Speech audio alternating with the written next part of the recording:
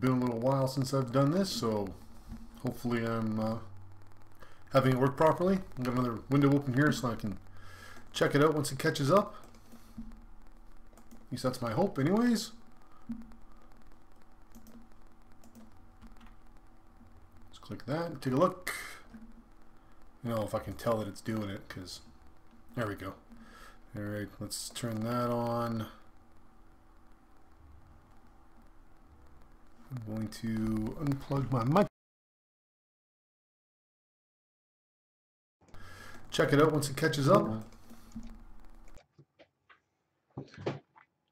Plug that back in.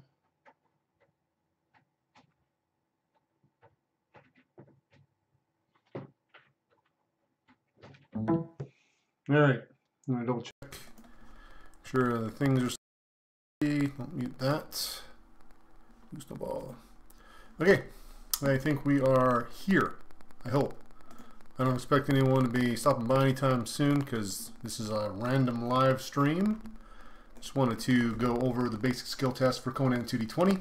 Before we do that, of course, I have a lovely beverage.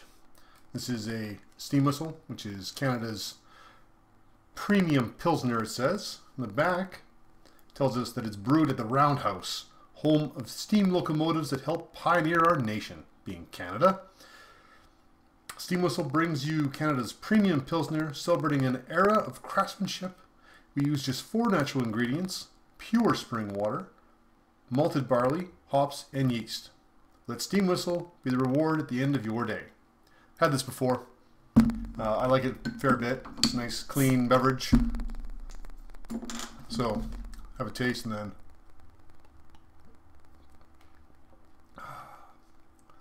give it a solid 4 out of 5 skulls of my enemies.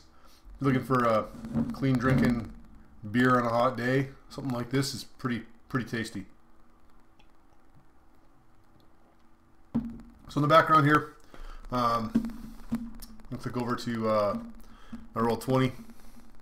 Should hopefully work. Keep my thing up. Need to see my XSplit controller machine. Here it is. Dun dun dun. I'm going to shrink myself down so you guys can see the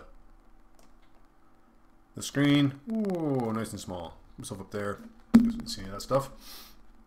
So this is my Roll20 interface for Conan 2d20. I don't really play on Roll20, but I like to build stuff, so we got a map, basic desert scene, which is a free piece of stock art off the internet. A couple characters.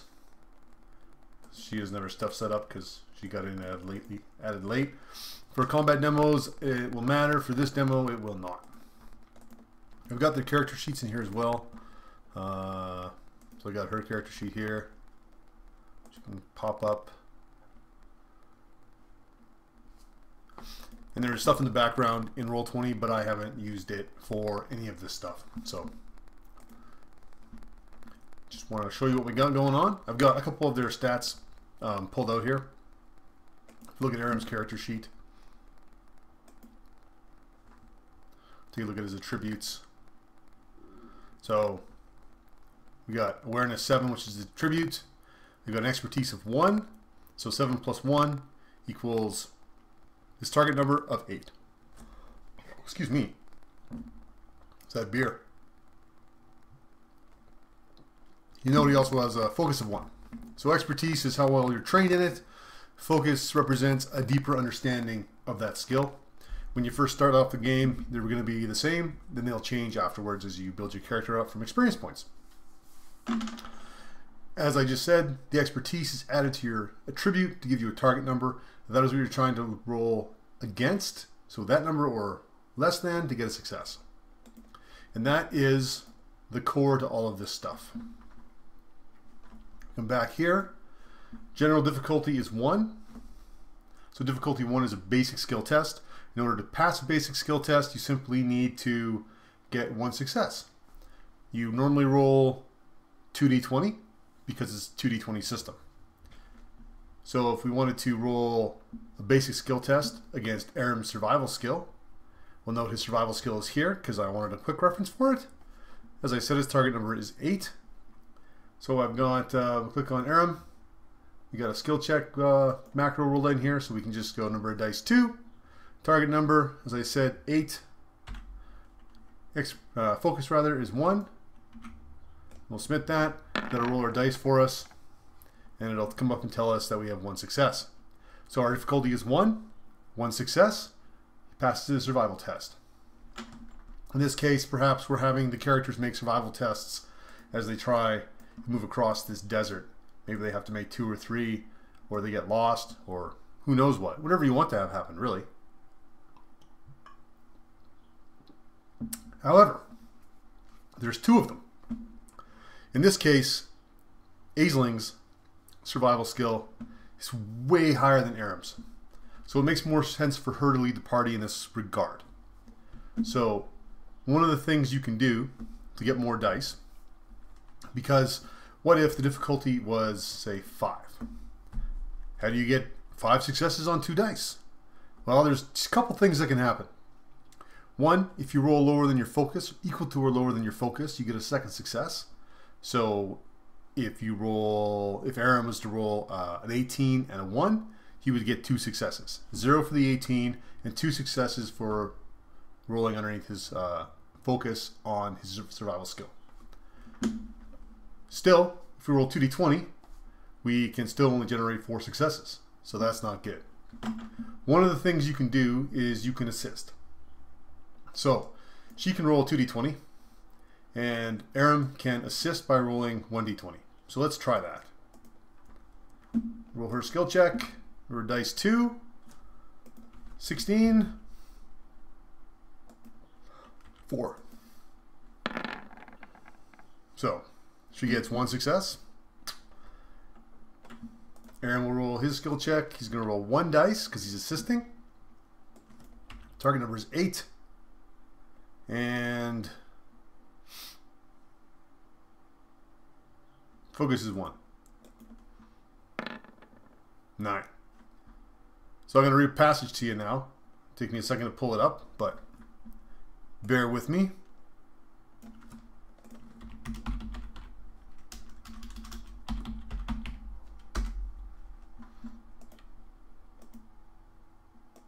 I meant to have this set up here, but I did not.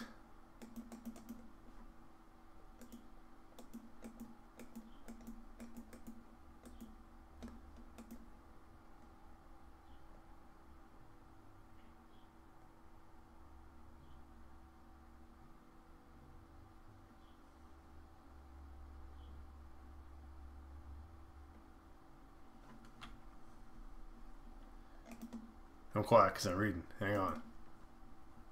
All right.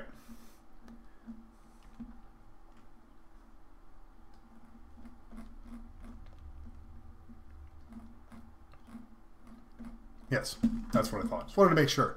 In order for Aram's success to count, I mean, he got 0 in this case, but if he'd gotten a success, in order for it to count towards the overall success of this test, Aisling would have had to have gotten 1 success at least. If the leader fails, the assistance rolls all fail too.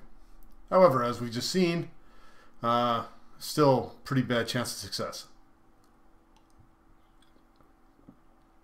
Another thing characters can do is they can buy extra dice.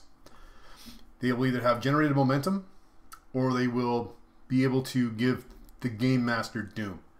If you're not familiar with the game at all, I would say go back and either read some of my blog posts, and I'll put some links below, or check out some of my old Conan 2d20 how-to videos. They'll tell you what Doom is. Basically, it's a mechanic that shows how bad things are going for the players versus how well they could be going for the players. So right now, see the GM has 2. So one of the things we can do is we can get out of this desert. We got to pass.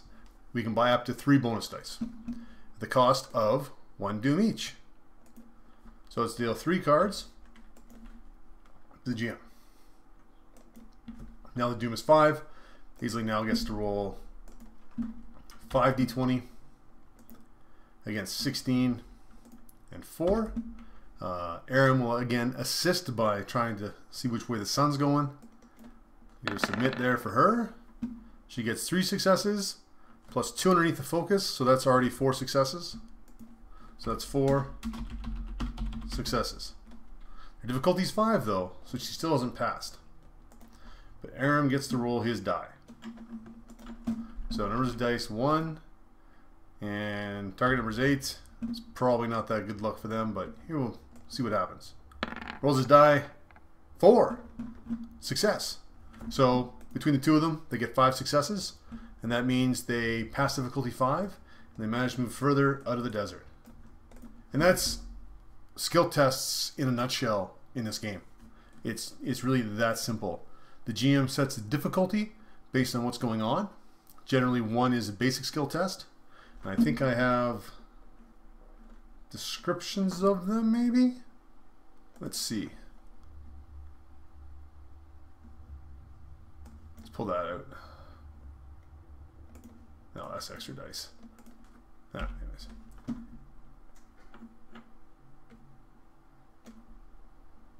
Nice. Apparently I don't have them set up. But, so difficulty 1 is basic.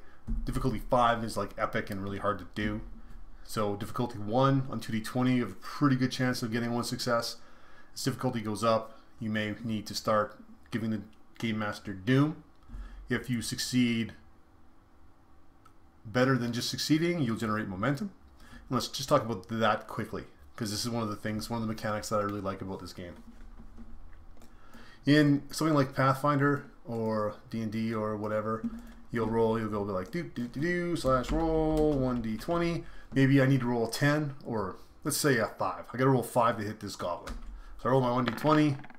I roll a 20. Well, cool. That's actually not a good example, but we'll go with it anyways. So I roll a 20. The highest number you can roll, typically critical, or generally you have to roll again to make sure you get it. But I only needed a 5. I rolled 20. That's a huge difference, but I get no real benefit from that. In Conan, if Aisling here is fighting like a crocodile or something, let me just grab one of those. Do I have one? No, of course not. That'd be too easy. Let's say she is fighting a skeleton. So, move her out of here. She's fighting the skeleton. The GM says difficulty 1 to hit that skeleton. Let's go back here so we can see. Like that. She steps up and she wants to swing at that guy. And just so we know what's going on, let's just run back here. Call up her character sheet. So her melee is 15. 15 target number for focus. So 15 target for focus.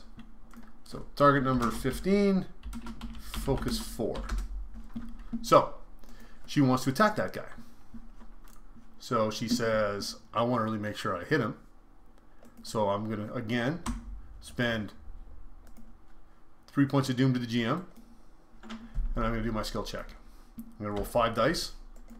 I'm going to go target number 15, focus 4. She's going to roll her dice. She's going to get 5 successes. Now she only needed 1 success. So that generates momentum.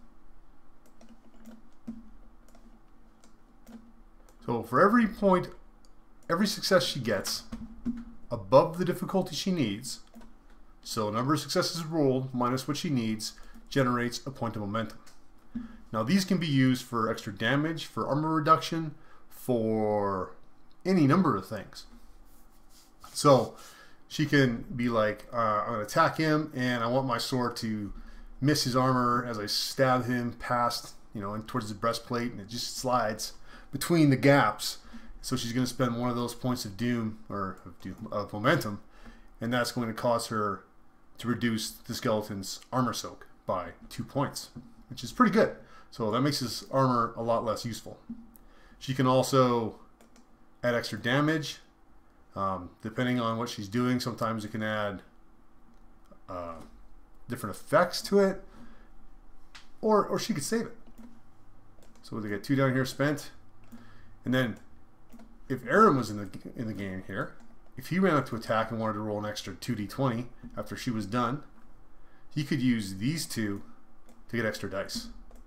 And it's a way to show that your success is better than just succeeding. It's succeeding by measure. And it's an aspect to this that I really like, that I really think captures that pulp feeling really, really well. So that's just something I wanted to talk quickly about here. So it's a really, really quick live stream. And I want to say, if anyone comes by, no one came by because it was a last minute thing. I want to say thanks for stopping by. If you want more little things like this, little quick Conan 2d20 ideas, leave me a comment below, and we know we can go forward with these as a concept. These little 15-minute videos, if that. Hopefully I'll figure out the live streaming a little bit better, because it's been a while. It's been a while since I've done live stream. So other than that, I'm going to drink my beer. I got a craft on the go, so I should have hopefully a new crafting video out next weekend. No, not next weekend. Next Wednesday probably, I would think. Try for that. It's mostly done. I just got to paint it now. All right. And again, that's all I got to say. Click like, subscribe, comment below, and I will catch you guys on the other side. Keep it weird. I don't know how to stop recording. Everyone says that because none of us know how this works.